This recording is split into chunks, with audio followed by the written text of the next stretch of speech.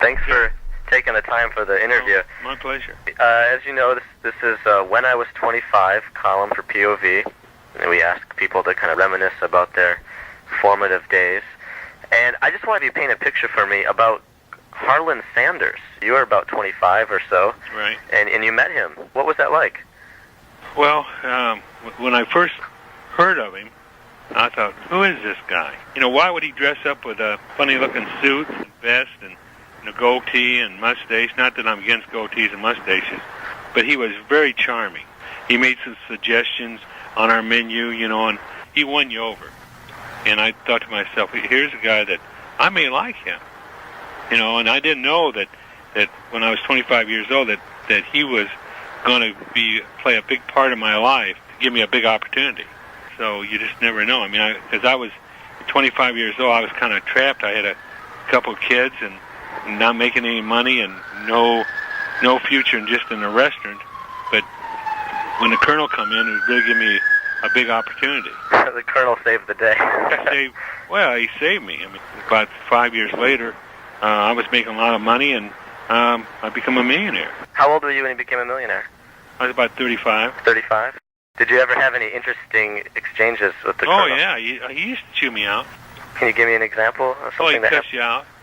Do you remember an incident? Well, the big thing was that he didn't want people dumping his chicken, and I dumped it. You know, I mean, he wanted you to ladle out from the pots. So he wanted it ladled out piece by piece. He didn't want me to dump it. But for productivity, it's faster, obviously. Yeah, and it was a lot better. But he couldn't see that. I mean, he told me not to open up this restaurant. You know, if I was going to dump chicken, don't use that system. And he said, if you do, don't ever talk to me again. So I did. I mean, I opened it up, and he was really mad about it. I mean, I used to be real close with him. You know, I used to travel with him and everything else.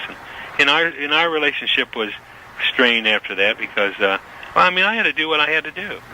You really couldn't reason with him. Now, you got to remember, he was probably, at that time, he was close to 80.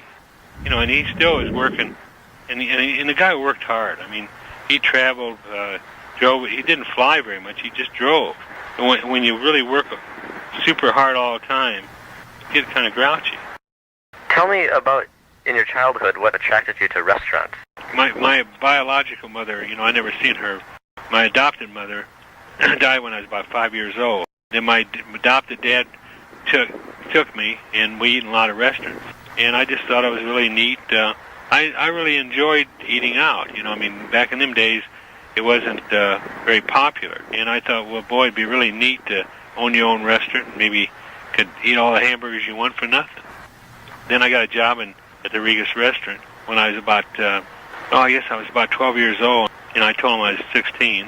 Why did you start working at such a young age? Well, you see, I was adopted. And my dad had been married.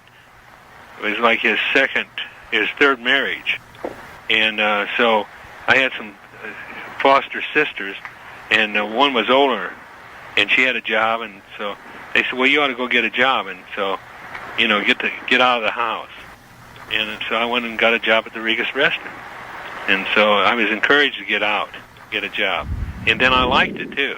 I liked the excitement. I liked the achievement. I mean, you know, take orders, get tips, and it worked so hard, but it was just, I mean, that was the experience I had at the Regas restaurant, working with Frank and George Regas.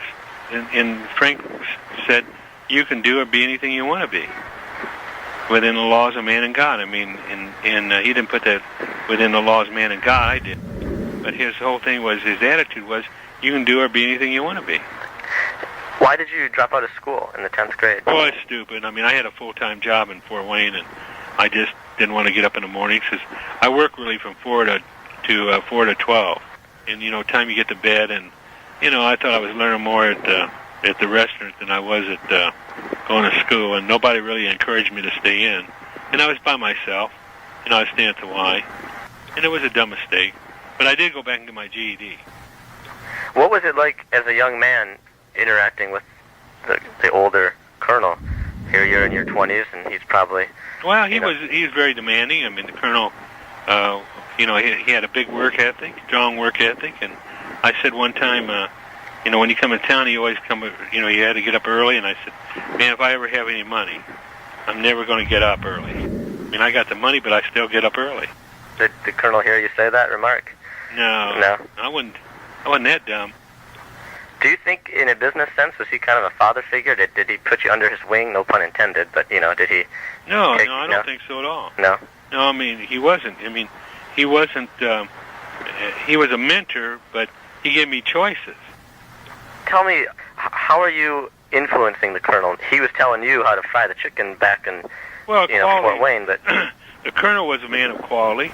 Now, as far as operations and as far as delegation, we're not alike at all. If he wouldn't delegate, he didn't really trust people.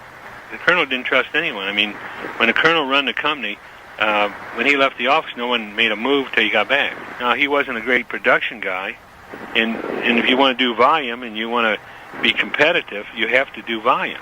So you're saying at a young age you learned what not to do by the Colonel? Yeah, I did. I learned what not to do, and I learned some things to do. Did you help persuade him to appear in the television commercials? I had the Colonel talking to everybody on TV and radio and doing interviews when he come to town, and it was something I thought I would never have to do. Really? I would never, do TV or never do radio or anything like that. His image was big. It still is powerful. Now, in a similar way that yours is with Wendy's. Now that you look back, did you realize what that was doing, the power it had? The farther you got away from Kentucky, the better off that name was, because people, what is Kentucky Fried Chicken? Kentucky Fried Chicken was more important, more fascinating or intriguing in Ohio than it was in Kentucky. Besides Colonel Sanders having a big impact on you, what about the Korean War? Can you tell me a little bit about how that... I went to Cook and Baker School at Fort Benning. We joined the 4th Infantry Division, which was slated for Germany, not Korea, which was lucky there. And so then I went to Cook and Baker School, and we went to Germany, and then I was in a consolidated mess hall. We fed about 2,000 people per meal, and I didn't really like that too well. I hated it. But I was glad to leave, and I was glad to come back to the United States of America. But after being in that hellish mess hall, why did you want to go back to food?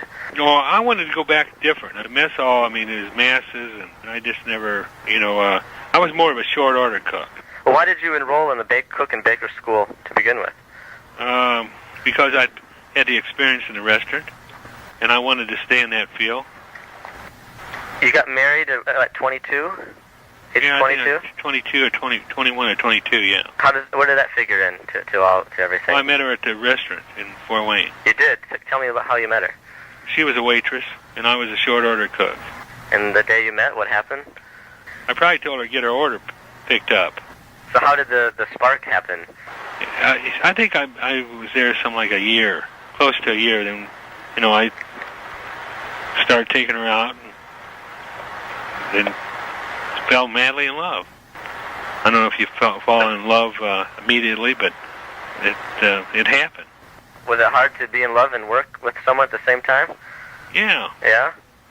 Well, yeah. Well, she had to pick up her orders. I used to take a bell when, the orders is ready. You'd ring the bell. She'd get mad and she'd tell me that wanted to know if I wanted to wear them or have her serve them. That's great. How did, now that you're married... 43 years. 43 years now.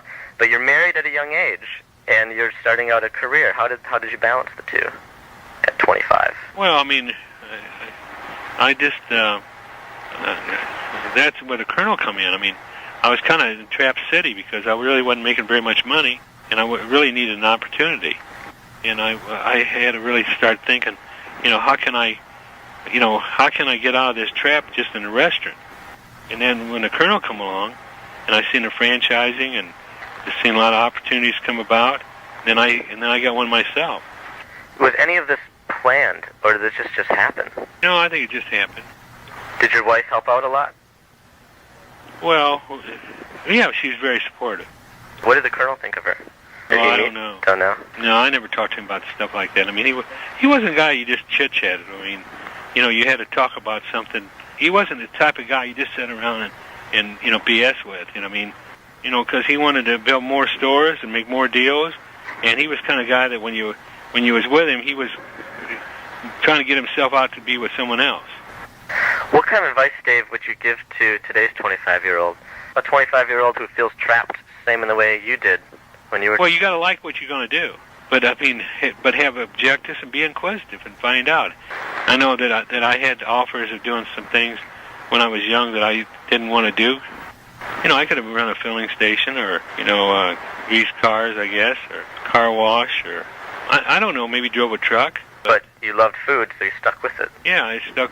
But it was really exciting. It still was exciting. You really got to like the industry, whatever you do, and you got to have fun doing it.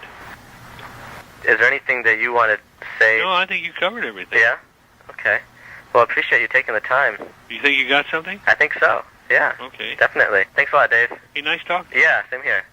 Bye. Be persistent. I will. I will. All you got to do is be persistent, keep focused, and have fun doing it. All right.